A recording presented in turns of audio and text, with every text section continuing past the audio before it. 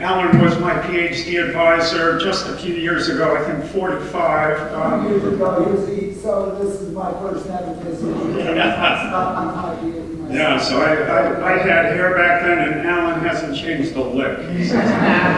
Exactly the same. So we're gonna talk about some real testing that's going on at University of Buffalo and some challenges therein. All right, so we're all doing this for very important reasons. As I think I told Alan in an email a few weeks ago, if we're doing this to replace the Buick in the suburban driveways, we failed miserably, right? I think we saw projections earlier today that could actually drive up VMT if we do this the wrong way, so we need to do this the right way. So, we're embraced the same principles of ride sharing, and that's the very important direction we need to take all this. So later today, you're going to have the great pleasure of riding on an Olli at UB. We've been very privileged to have the UB doing real-life testing and research for more than a year. We were Alan's plan B when he nearly had some form of heart attack or nervous breakdown when it wasn't clear how Olli was going to get here for the conference. I think we were working through how we could make that happen. Thankfully to Local Motors, who was, of course, the manufacturer here, they were very gracious in coming through to give you all the great experience you're going to have later today. So Alan was actually one of our launch activities where for many politicians and local news media and so on, we launched Olli to great fanfare not so long ago. Yeah, so to do this right, you need two components. You need vehicles, you need the testing facility. To the left we have Olli, but we also have a Lincoln MKZ that gives us the opportunity to marry hardware systems and software. Not an easy problem for a few graduate students to solve, but taking that one on, Olli has really been a great success in testing in all sorts of weather conditions that you can imagine. Buffalo throws at it. So we're collecting lots and lots of data, doing much analysis. It's very successful. We have a test facility, test track.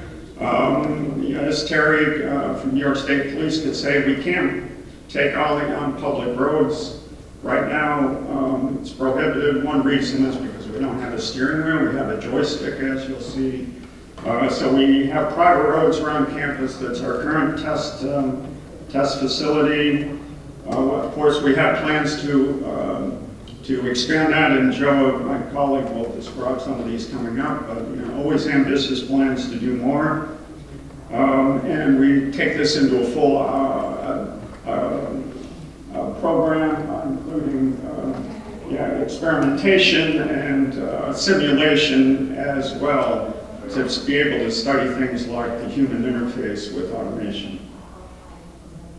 Right, so besides the UB campus itself, we want to bring this more into the real world environment. So this is sort of the big phase 2 to bring this closer to UB's medical school and a whole series of hospitals that are downtown. But if you look off to the right, there's something that's called the Fruit Belt. So named because the streets are named orange, grape, lemon, and so on. And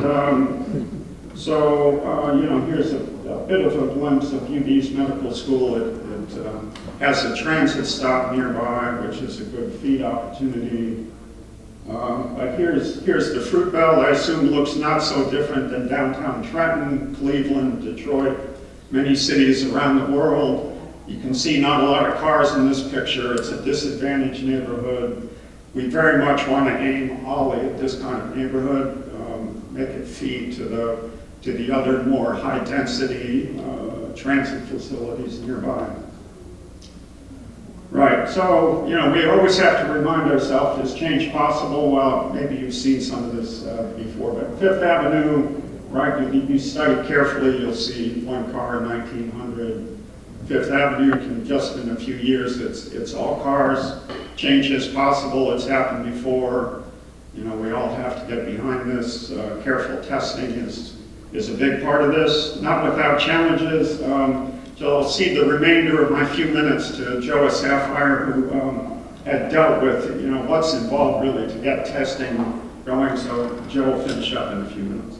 So just to follow up on Steve Still's comments, I just want to quickly say that I really admire Steve.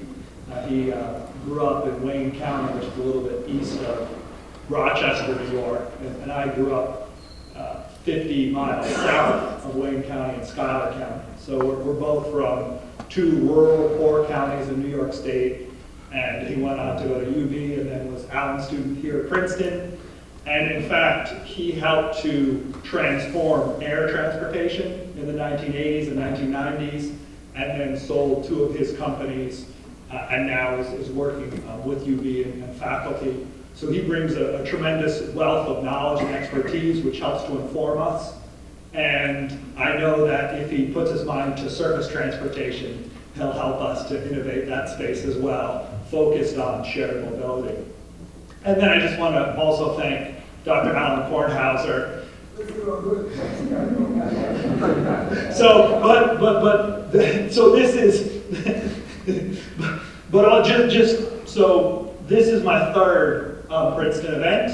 I mean, I think the context is important because in the first event, 2 years ago or 3 years ago, we talked about how are we going to deploy this? We need to be ready, we need to be ready, we need to be ready. And I think that it took a lot of practical experience and knowledge, both from industry and government and university, to accomplish what we did in New York State. We're first in New York State, and we're the only development partner for Olli in North America. And honestly, we shouldn't be first. Honestly, we should have things going on in South Carolina, we should have more going on in Pennsylvania, we should have stuff happening in New Jersey. And so that's what I bring to this, is that practical expertise. And this is based on an assessment of what's happening in China.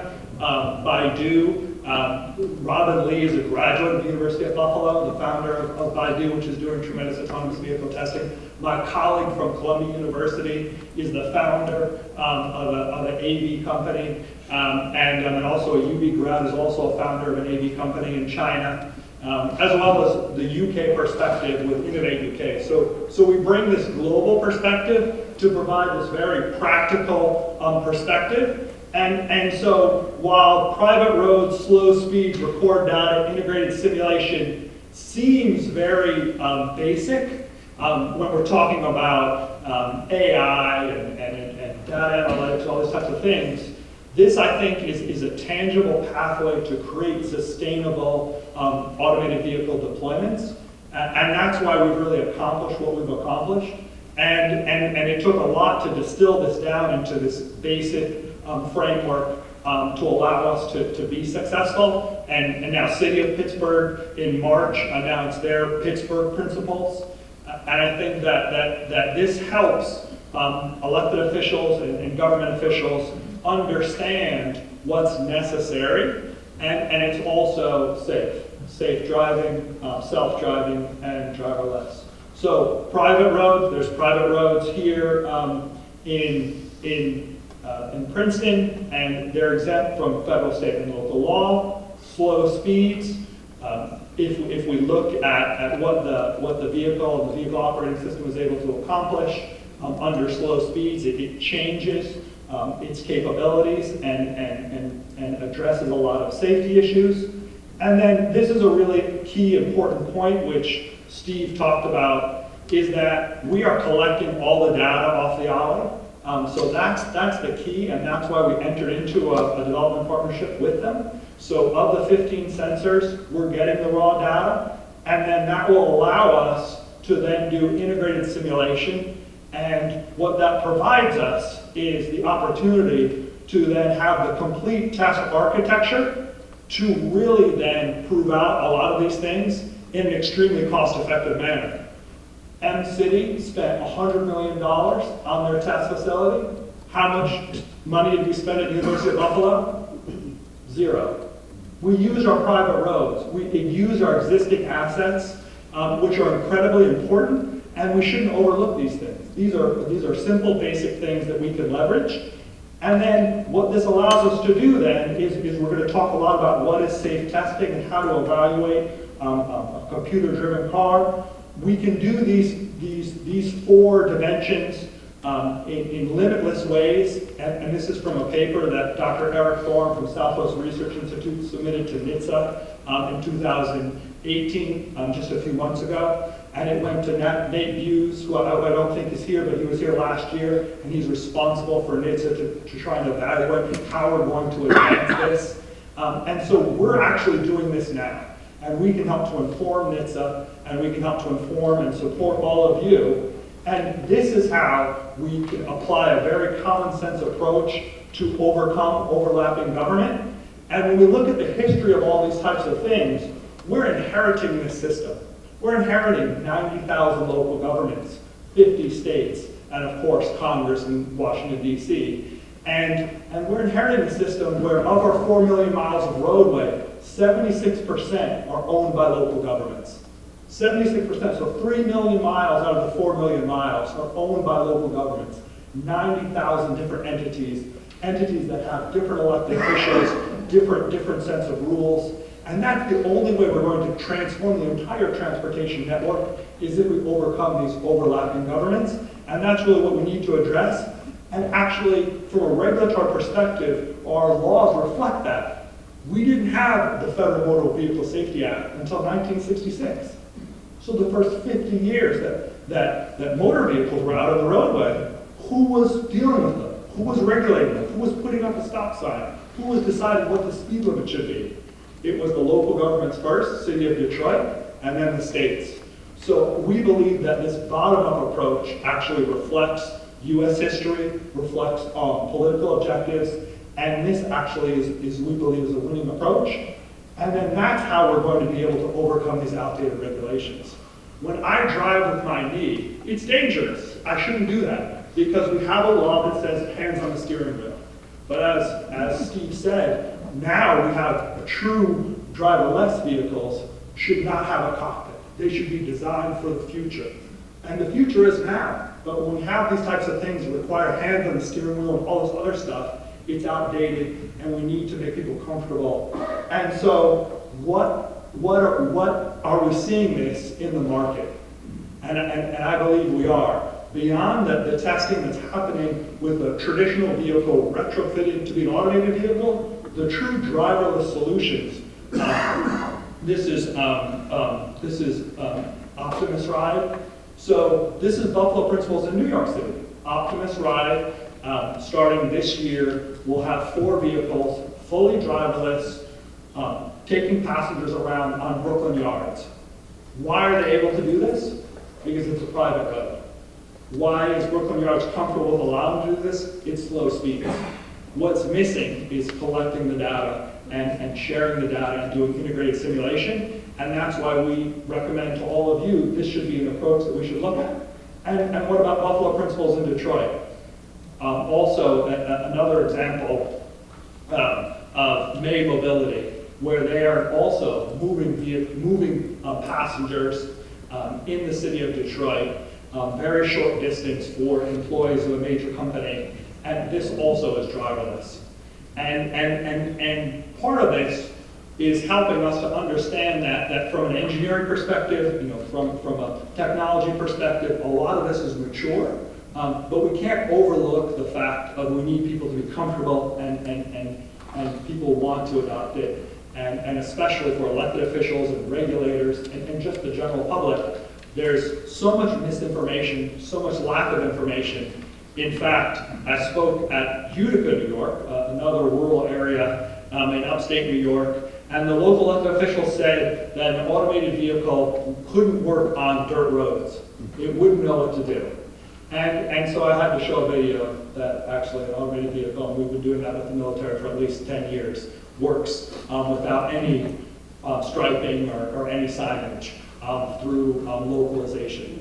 So there's a lot of misinformation, and I think that this provides a practical way to do it. And definitely I applaud Alan. And I was just going to say that Alan Kornhauser represents the Allen Cubs. Tiger and Julian Robertson is known as a finance expert, and so all the Julian Robertson disciples are called Tiger Cubs in finance. So I'm saying I hope to be a